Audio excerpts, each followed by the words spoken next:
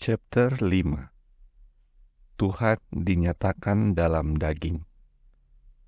Dan firman itu telah menjadi manusia dan diam di antara kita. Yohanes 1 ayat 14.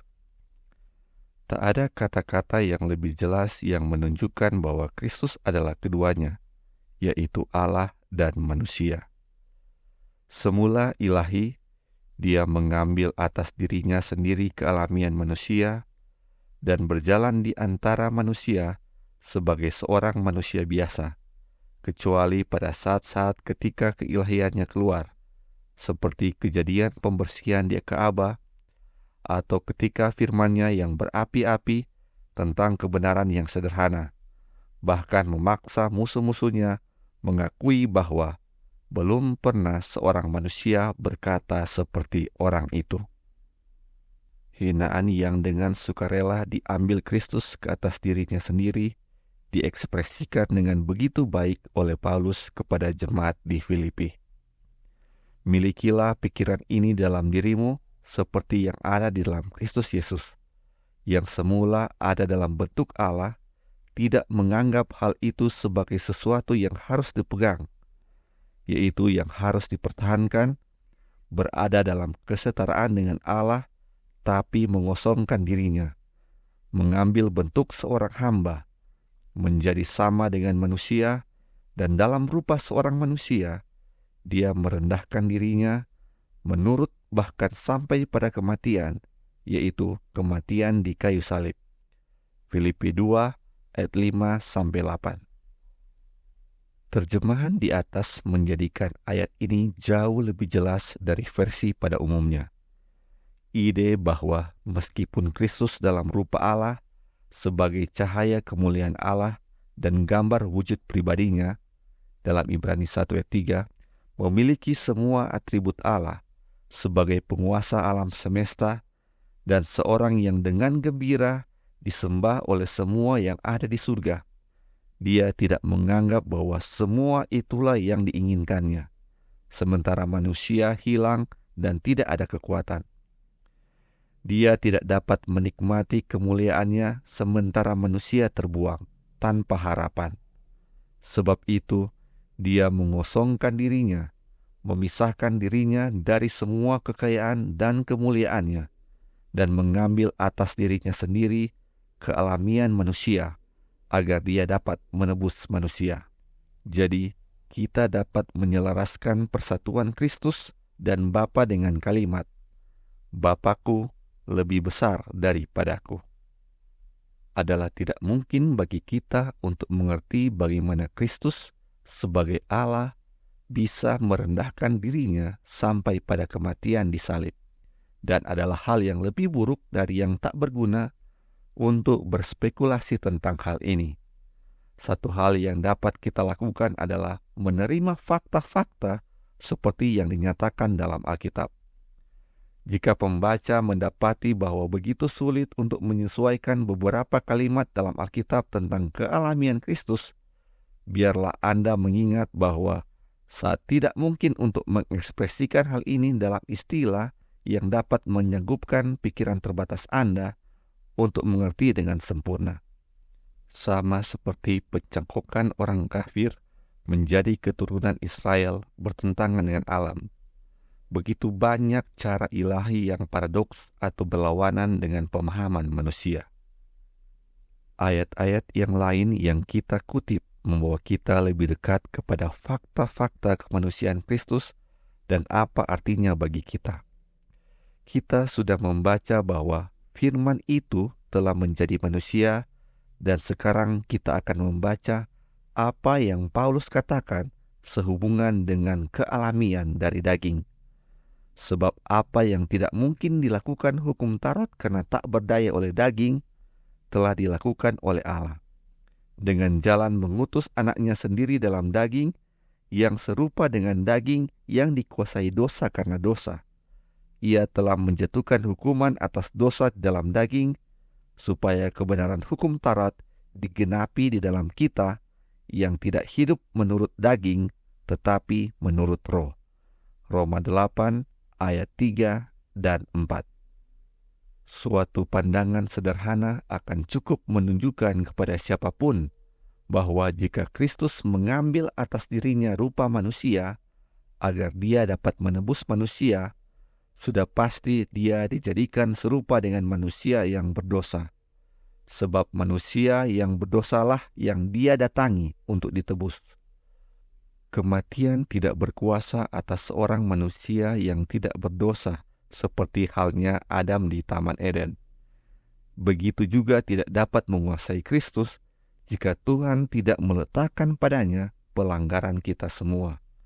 Bahkan, fakta bahwa Kristus mengambil atas dirinya daging bukan sebagai seorang makhluk yang tidak berdosa, tapi sebagai seorang manusia berdosa, yaitu bahwa daging yang dia kenakan memiliki semua kelemahan-kelemahan dan kecenderungan untuk berdosa, di mana kealamian manusia yang sudah jatuh cenderung untuk tunduk. Ini dijelaskan dalam kalimat bahwa dia yang menurut daging diperanakan dari keturunan Daud. Daud memiliki semua gairah dari kealamian manusia. Dia berkata tentang dirinya, "Sesungguhnya dalam kesalahan aku diperanakan, dalam dosa aku dikandung ibuku." Mazmur 51 ayat 5. Kalimat berikut dalam buku Ibrani begitu jelas tentang poin ini. Sebab sesungguhnya bukan kealamian malaikat-malaikat yang ia ambil, tetapi keturunan Abraham yang ia ambil. Karena sesungguhnya bukan dari malaikat yang dia kenakan, tetapi dia mengenakan keturunan Abraham. Revised Version. Itulah sebabnya, maka dalam segala hal ia harus disamakan dengan saudara-saudaranya, supaya ia menjadi imam besar yang menaruh belas kasihan dan yang setia kepada Allah untuk mendamaikan dosa seluruh bangsa. Sebab oleh karena ia sendiri telah menderita karena pencobaan, maka ia dapat menolong mereka yang dicobai. Ibrani 2 ayat 16 sampai 18. Jika dia disamakan dengan saudara-saudaranya, maka dia betul-betul menderita dalam segala kelemahan-kelemahan dan menjadi subjek dari semua godaan yang dialami saudara-saudaranya. 2 ayat lagi yang menyebutkan hal ini secara tegas cukup memberi bukti tentang poin ini. Pertama, kita akan mengutip 2 Korintus 5 ayat 21. Dia atau Kristus yang tidak mengenal dosa telah dibuatnya atau Allah menjadi dosa karena kita, supaya dalam Dia kita dibenarkan oleh Allah. Kalimat ini jauh lebih tegas daripada kalimat yang mengatakan bahwa dia dijadikan di dalam rupa daging yang berdosa. Dia dibuat menjadi berdosa. Di sini didapati misteri yang sama seperti anak Allah yang harus mati. Domba Allah yang tidak berdosa, yang tidak mengenal dosa, telah dibuat menjadi dosa. Tanpa dosa, namun bukan saja dihitung sebagai seorang berdosa, tapi sesungguhnya mengambil untuk dirinya sendiri kealamian dosa. Dia dibuat menjadi dosa agar kita dapat dijadikan benar. Paulus berkata kepada jemaat Galatia, "Tetapi setelah genap waktunya, maka Allah mengutus anaknya yang lahir dari seorang perempuan dan takluk kepada hukum Taurat. Ia diutus untuk menebus mereka yang takluk kepada hukum Taurat, supaya kita diterima menjadi anak." Galatia 4 ayat 4 dan 5.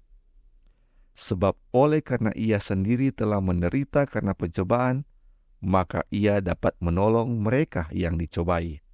Sebab imam besar yang kita punya bukanlah imam besar yang tidak dapat turut merasakan kelemahan-kelemahan kita. Sebaliknya, sama dengan kita, ia telah dicobai, hanya tidak berbuat dosa. Sebab itu, marilah kita dengan penuh keberanian menghampiri tahta kasih karunia, supaya kita menerima rahmat dan menemukan kasih karunia untuk mendapat pertolongan kita pada waktunya. Ibrani 2 ayat 18 Ibrani 4 ayat 15 dan 16. Satu lagi poin dan kemudian kita akan mempelajari seluruh pelajaran, yaitu kita akan belajar dari fakta bahwa firman itu telah menjadi manusia dan diam di antara kita.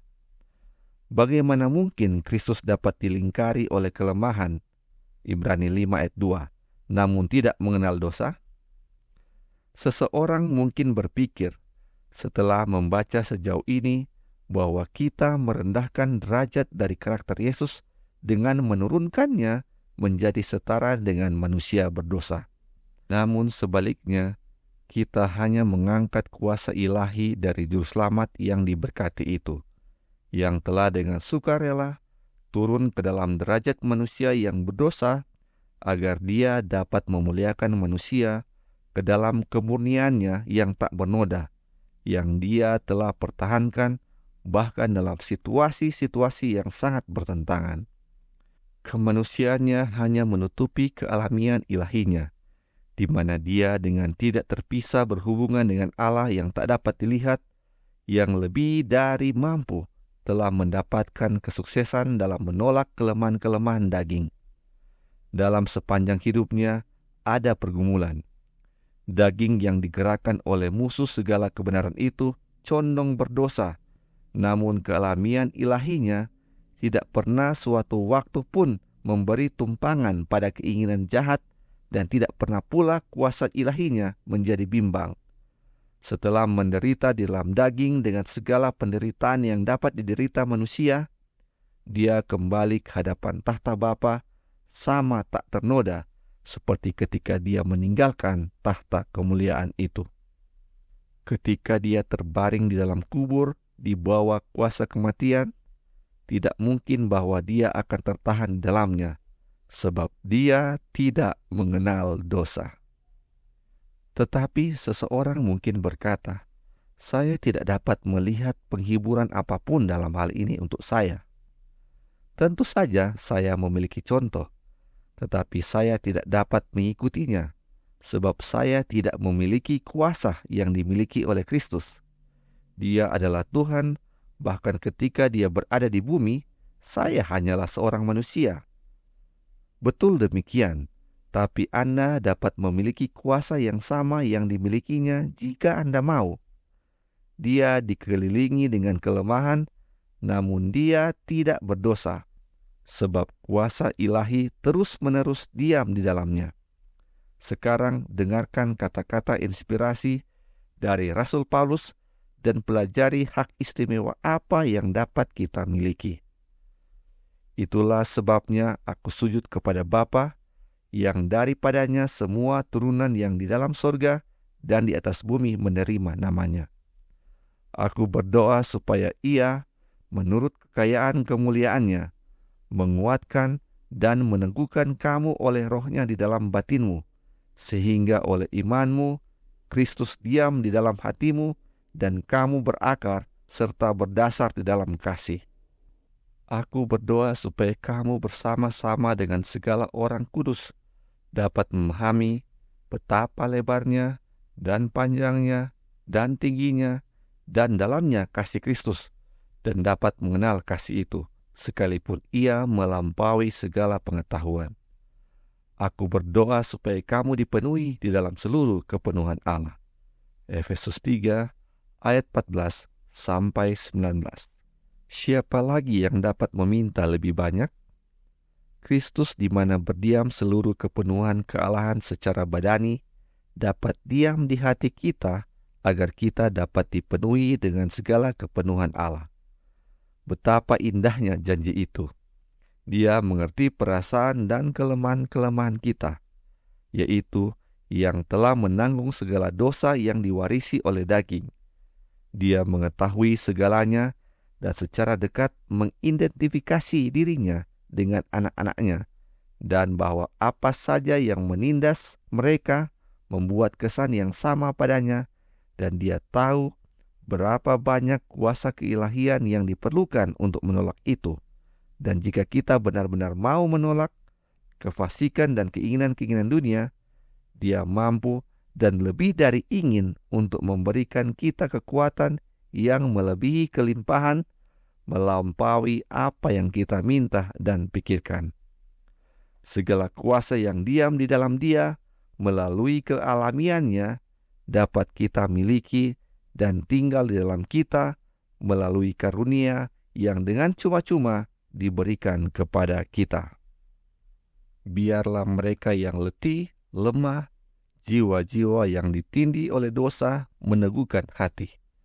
Biarlah mereka dengan berani datang di hadapan tahta kasih karunia, di mana mereka pasti akan mendapatkan kasih karunia itu yang dapat menolong mereka pada waktu yang dibutuhkan.